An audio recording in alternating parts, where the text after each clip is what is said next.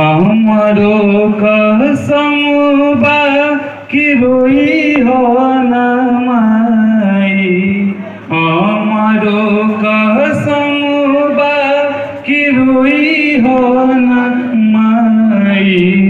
बेटा की सुनी बलिदान, ओ बेटा की सुनी बलिदान।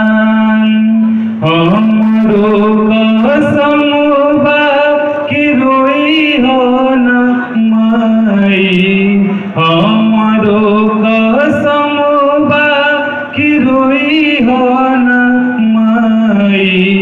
बेटा की सुनी बलिदान, ओ बेटा की सुनी बलिदान। लासुपति रंगा फहरई है बाबूजी, लासुपति रंगा फहरई है बाबूजी। बेटा की सुनी बलिदान, ओ बेटा की सुनी बलिदान। हमरो बिटौआ की फौजी बनैया, बेटवा के सरदा तू नाती पुरैया। हमरो बिटौआ की फौजी बनैया, बेटवा के सरदा तू नाती पुरैया।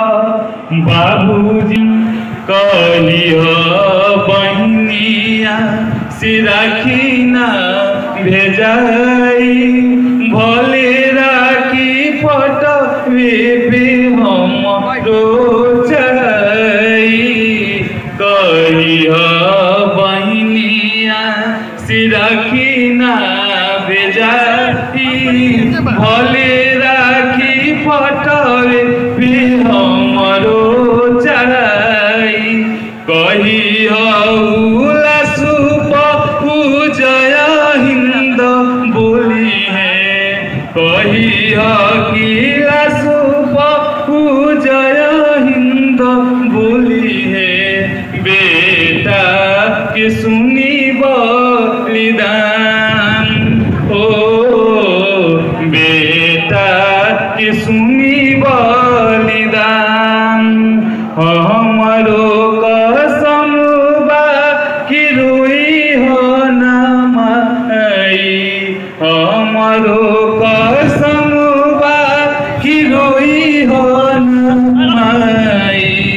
बेटा की सुनी बलिदान, ओ बेटा की सुनी बलिदान, ओ बेटा की सुनी बलिदान।